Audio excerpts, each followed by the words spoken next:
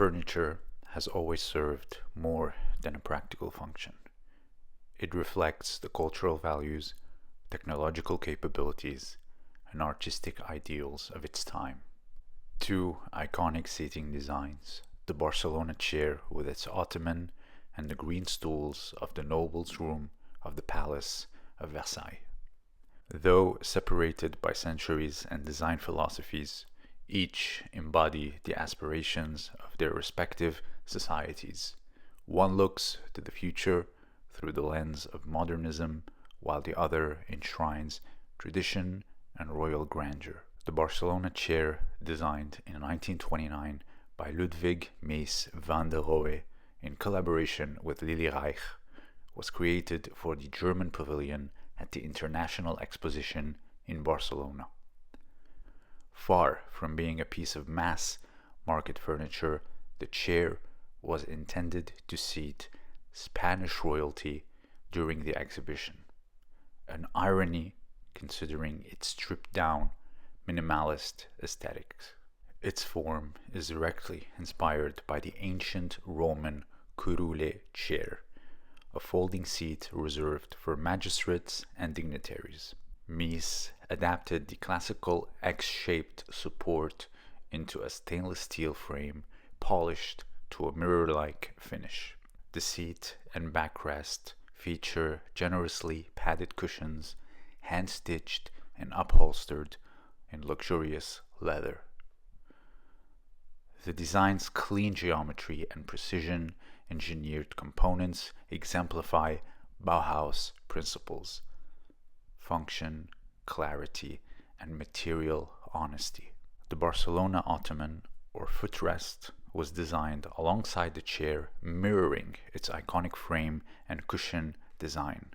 Though smaller and lacking a back, it completes the composition with visual balance and extends the comfort of the chair.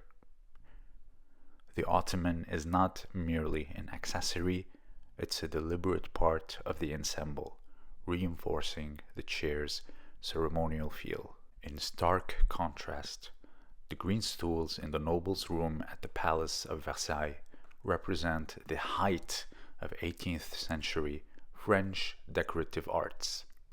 Created during the reign of Louis XV and Louis XVI, these stools are adorned with gilded wood, intricate carvings, and opulent green velvet or silk upholstery. They were designed by master craftsmen under the watchful eye of royal guilds, meant to signify wealth, taste, and the divine right of kings.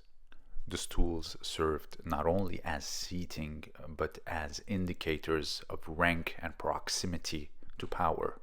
In the strict court etiquette of Versailles, who sat where and how was as meaningful as the conversation. Even stools without backs or arms signaled privilege if placed near the monarch. Functionally, these stools were not designed for ergonomic support, but rather for visual and symbolic impact. The craftsmanship, use of rare materials, and stylistic flourishes served a theatrical purpose, each piece a small throne in a kingdom of gold and mirrors.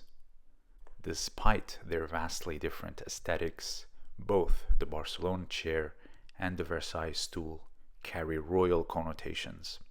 However, the Barcelona chair redefines the idea of a throne, using modern materials and abstraction to suggest authority without ornament. It does not demand attention with gold leaf or embroidery, but with restraint, precision, and confidence. Meanwhile, the Versailles stool insists on visual richness, engaging viewers with its handcrafted detail and material splendor.